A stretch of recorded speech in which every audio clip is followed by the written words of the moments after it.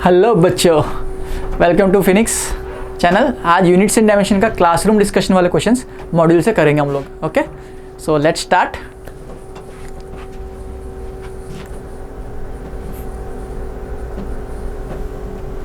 Okay, so question number 1, which are the following sets cannot enter into the list of fundamental quantities in newly propose system of units. Okay, तो जो newly propose system होगा उनमें ये fundamental quantities में कब use नहीं कर सकते। तो एक्चुअली फंडामेंटल क्वांटिटीज अगर MLT है, मास लेंथ और टाइम, तो अगर इनसे हम मास लेंथ टाइम अलग अलग कर सकते हैं तो उसको फंडामेंटल क्वांटिटी बना सकते हैं। अगर नहीं कर पाते आप तो उसको फंडामेंटल क्वांटिटी में यूज़ नहीं कर सकते। जैसे कि लेंथ, मास एंड वेलोसिटी, तो लेंथ मास अलग अलग है ही ऑलरेडी, वेलोसिटी दिया है मतलब LT-1, तो मैं क्या इसको लेंथ से डिवाइड कर दूँ या लेंथ अपॉन वेलोसिटी कर दूँ।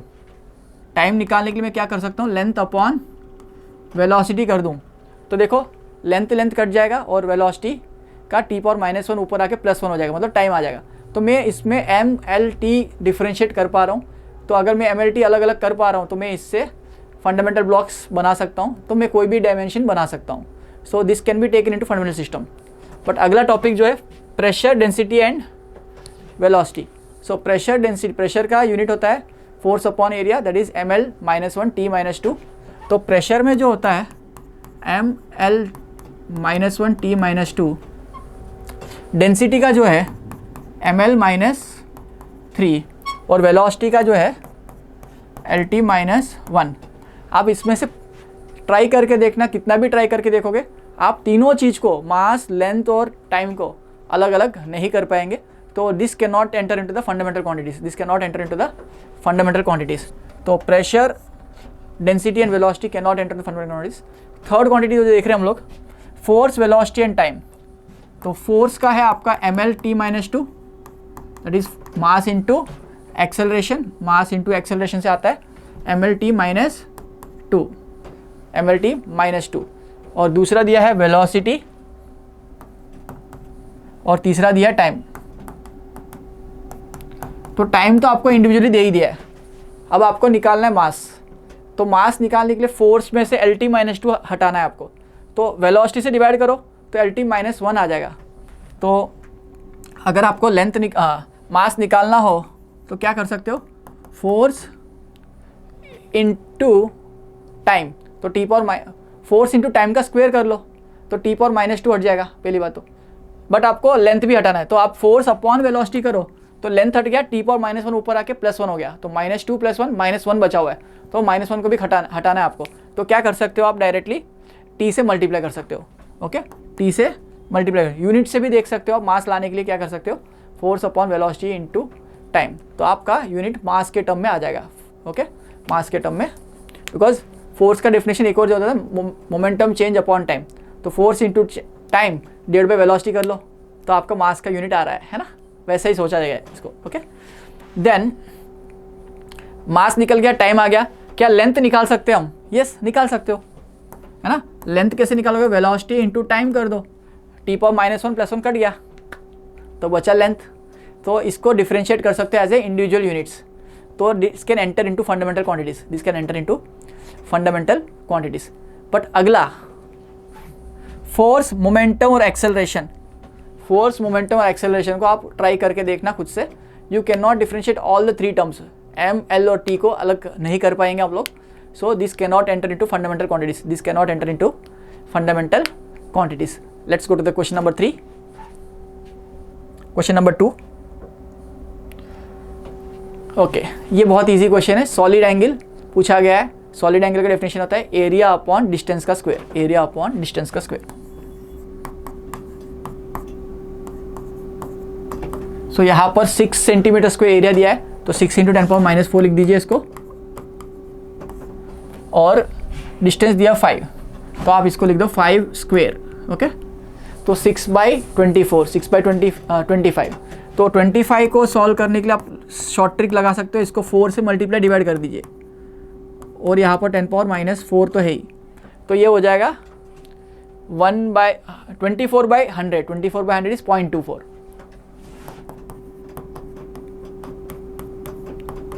सो ये ऑप्शन आपका आंसर आ जाएगा सॉलिड एंगल का 0.24 10⁻⁻4 option number 2, option number 2। Clear? Let's go to the question number 3। Convert all in metres, सबको मीटर्स में कन्वर्ट करना है, बेसिक कन्वर्जन का यूनिट है 5 माइक्रोमीटर, तो आप लिख दोगे 5 इंटू 10⁻⁻⁶ मीटर्स। 3 किलोमीटर के लिए 3 इंटू 1000, किलोमीटर के लिए 10⁻³ होता है कन्वर्जन फैक्टर। 20 mm के लिए बेटा 10⁻³ यूज़ करते हैं हम लोग, है ना, तो आप -3 यूज़ कर लो, आंसर इजीली दिख जाएगा आपको। 20 इंटू 10⁻³ मीटर्स। पिको का मतलब होता है 10⁻12, तो 73 10⁻12।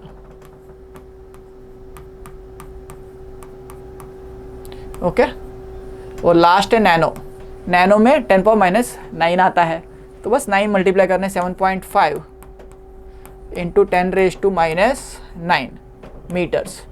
सो these are the basic conversions जो आपको सबको आना भी चाहिए और इजी भी है ना। It's a very easy question. Let's go to the next question. Convert 5 newton into CGS system. देखो न्यूटन को सीजीएस सिस्टम में कन्वर्ट करना है। हमको पता है सीजीएस सिस्टम में 1 newton is 10⁻5 dynes, 1 newton is 1 kg metre पर सेकेंड स्क्वायर, जिसको पता है ठीक है, नहीं है तो आप देख लो। किलोग्राम को 10⁻³ ग्राम लिख सकते हो बेटा, और मीटर को 10⁻2 सेंटीमीटर लिख सकते हैं। टाइम सीजीएस में भी सेकेंड्स ही है, तो उस पर कोई चेंज नहीं आएगा। तो देखो 10⁻3 10⁻2 मिला के 10⁻5 हो जाएगा, तो ये हो जाएगा 10⁻5 gram centimetre per second square. इसको ही हम डाइन्स बोलते हैं, dynes, DYNES, dynes. Okay, so 10⁻5 conversion factor है इसका आंसर हो जाएगा 10⁻5 dynes. Okay, let's go to the next slide. Find out the dimensions formula for the following. तो डायमेंशन फॉर्मूला हमने डिराइव किए हुए सारे। तो डेंसिटी का ml-3, बिकॉज इसका यूनिट होता है kg पर मीटर क्यूब, तो मीटर के ऊपर आएगा -3 हो जाएगा, L⁻³ हो जाएगा। वेलोसिटी का distance upon time, displacement upon time होता है डेफिनेशन रियल में, तो लेंथ अपॉन टाइम का इन्वर्स, लेंथ अपॉन टाइम, तो टाइम का इन्वर्स हो जाएगा ऊपर फॉर्मूला T⁻⁻1। एक्सेलरेशन का rate of change of velocity unit होता है मीटर पर सेकेंड स्क्वायर, तो मीटर का L, सेकेंड स्क्वायर का T⁻⁻2।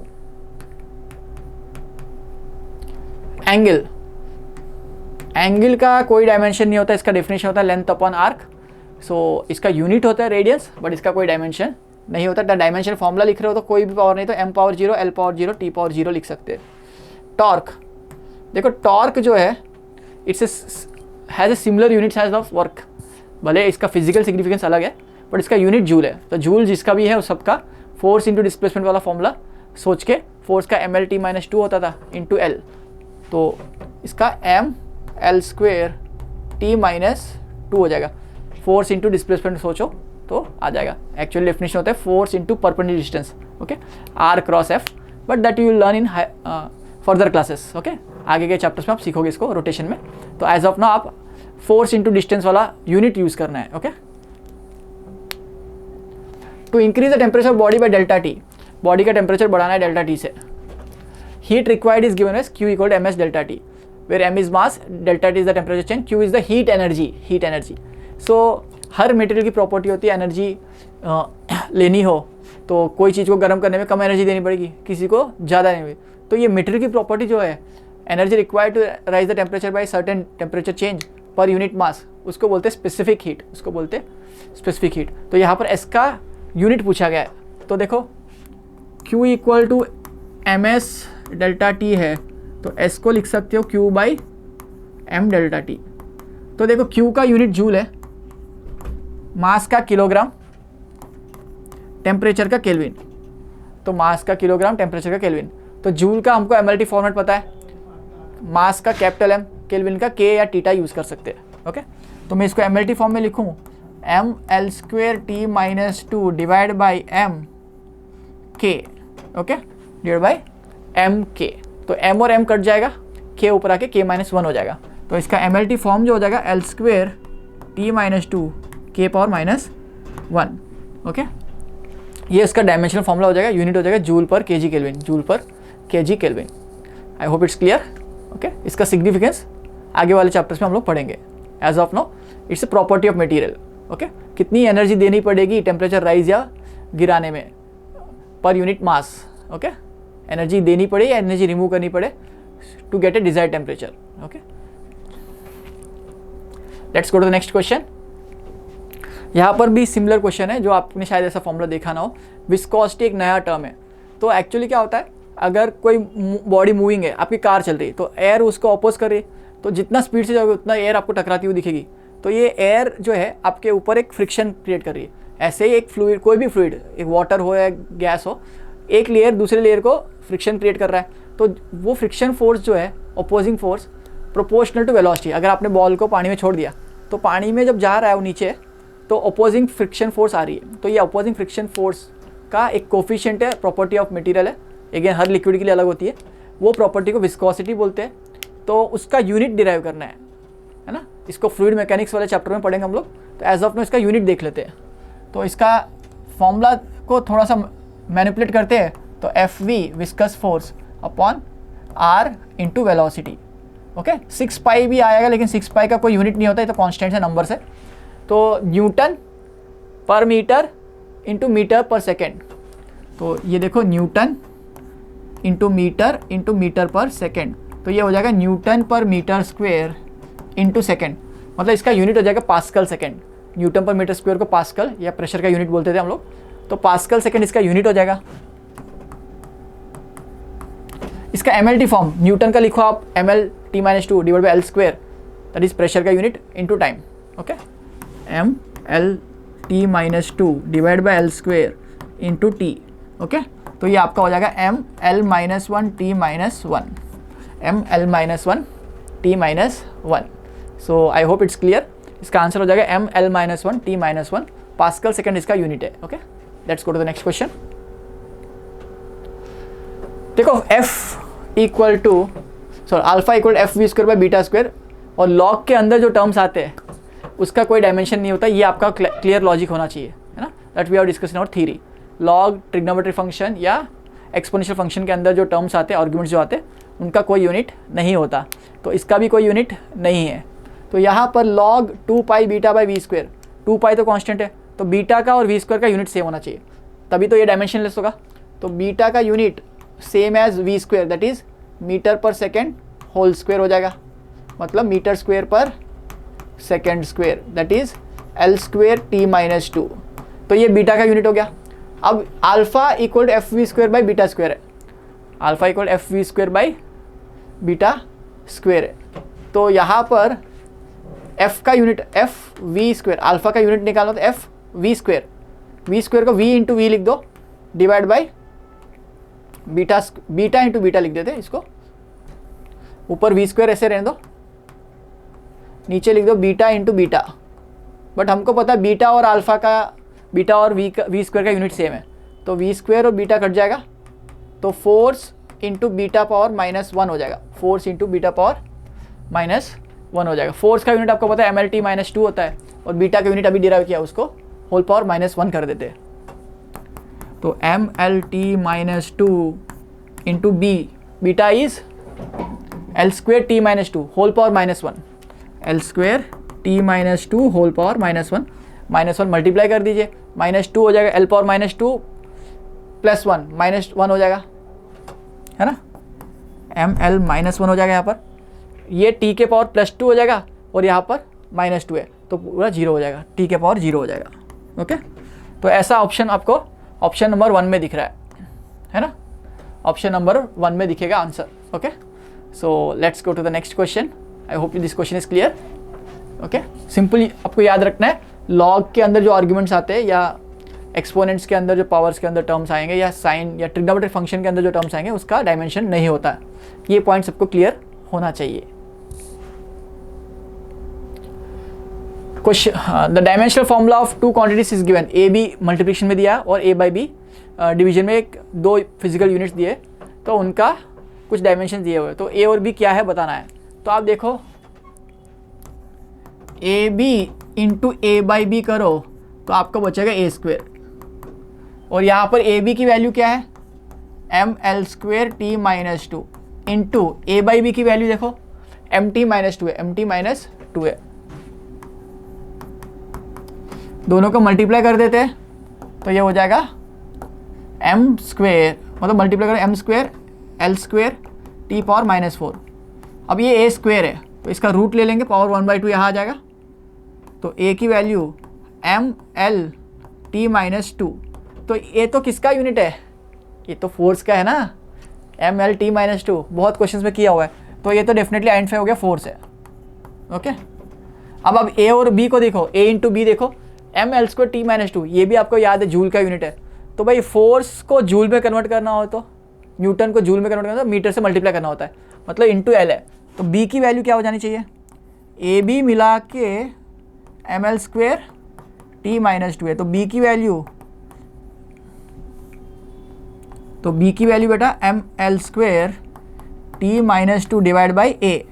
आप करो, आपको यूनिट आ जाएगा लेंथ का, है ना, आराम से यूनिट आ जाएगा लेंथ का। So I hope this question is clear. Let's go to the next one. तो ये force and displacement option number 2 सही है इसका। Check whether the equation is dimensionally correct 3f(v²) by pi t² x।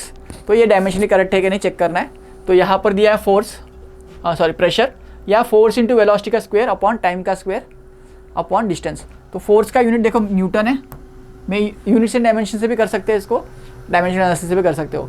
Okay, तो यहाँ पर metre square पर second square दिख रहा है आपको, वेलोसिटी का स्क्वायर, नीचे टाइम का स्क्वायर मतलब सेकेंड स्क्वायर, और वहाँ पर एक्स मतलब डिस्टेंस मतलब मीटर। तो ये 1 मीटर कट के मीटर बचा, तो newton metre upon second power 4। क्या प्रेशर का यूनिट क्या होता था? न्यूटन, प्रेशर का होता था न्यूटन पर मीटर स्क्वायर। ये दोनों सेम है क्या? Obviously not, so not correct. इसका सही आंसर हो जाएगा not correct. This is not dimensionally correct, this is not dimensionally correct. Okay, so आप दोनों के यूनिट्स कंपेयर कर लो या दोनों का एमएलटी फॉर्म लिख लो। दोनों का एमएलटी फॉर्म सेम आ जाए तो डायमेंशनली करेक्ट है, नहीं आया तो इनकरेक्ट है ना। यहाँ पर यूनिट से भी काम चल जाता आपका, बिकॉज इसमें कोई रेडियंस वगैरह है नहीं, तो आप इजीली कर सकते थे इसको। तो डायमेंशंस मैच नहीं हो रहे, इसका होता है ml square T -2 by T power 4, मतलब ml स्क्वायर टी -6 होता, और यहाँ पर ml -1 टी पावर -2 होता। तो दोनों मैच नहीं हो रहे। Okay, let's go to the next question. If FVT are chosen as fundamental quantities, mass और एनर्जी को लिखना है FV के टर्म में। तो हमने फर्स्ट क्वेश्चन जब किया था फंडामेंटल क्वांटिटीज किसको चूज कर सकते नहीं कर सकते, उसमें मैंने मास डिराइव करवाया था। कैसे करवाया था? Force is defined as momentum change upon velocity. तो मोमेंटम चेंज में मास इंटू वेलोसिटी का चेंज आने वाला है, तो वेलोसिटी का यूनिट आएगा, नीचे टाइम आएगा। तो फोर्स इंटू टाइम, तो मैं फोर्स का एक डेफिनेशन बताता हूँ आपको। एम डेल्टा वी टेक्निकली क्या होता है? Change in velocity upon time, ऐसे लिख सकते थे, mass into change in velocity upon time, that is momentum change upon time. Okay, तो velocity change upon time acceleration, जो आपका डेफिनेशन था मास इंटू एक्सेलरेशन आ जाएगा। तो यहाँ पर इसका यूनिट क्या होना चाहिए? डेल्टा वी का, वेलोसिटी का यूनिट है ना, और टाइम का। तो मास का यूनिट चाहिए तो आप क्या करोगे? फोर्स इंटू टाइम लिखोगे, डिवाइड बाई मास लिखोगे, डिवाइड बाई मास। तो इस तरह से भी आप सोच सकते थे, या आप मास इक्वल टू सम के into F power A T power, ऐसा करो तो भी आ जाएगा। लेकिन मैंने इसको बहुत इजी डेफिनेशन से करा दिया क्योंकि ये मैंने फर्स्ट क्वेश्चन में कराया हुआ है। तो इसका आंसर हो जाएगा f power 1 velocity, f into T by velocity, है ना। तो f power 1 velocity power -1 t के power 1, this will be the answer for the first question mass के टर्म में। एनर्जी में बेसिक मेथड से डिराइव करा रहा हूँ आपको, सो दैट आपको बेसिक मेथड भी आनी चाहिए। तो एनर्जी जो होता है वो function of force velocity time बोला गया है। Function of velocity force and time, उसी ऑर्डर में लिखते हैं क्योंकि ऑप्शन आपको उस ऑर्डर में दिया है, velocity force and time. Okay, तो वेलोसिटी फोर्स और टाइम का फंक्शन है। तो आप इसको लिख सकते थे velocity power A, force power B, time power C into constant. Okay, तो अब डायमेंशंस इक्वेट कर देते, इसका हो जाएगा ml square T -2 is equal to यहाँ पर k into L T -1 whole power a, mlt -2 force का, ये फोर्स है, होल पावर b, और टाइम का t है तो पावर c डायरेक्टली आ जाएगा। तो पावर्स कंपेयर करिए, m दिख रहा है सिर्फ b में, सिर्फ बी में m दिख रहा है, तो पहले मास का पावर कंपेयर कर रहे हैं, तो 1 इज इक्वल टू बी, तो b की वैल्यू 1 आ गई आपको, b की वैल्यू 1 आ जाएगी। l का पावर चेक कर रहे हैं पहले, तो l किस किस में आ रहा है देखते हैं। 2 यहाँ पर आ रहा है left hand side, right hand side में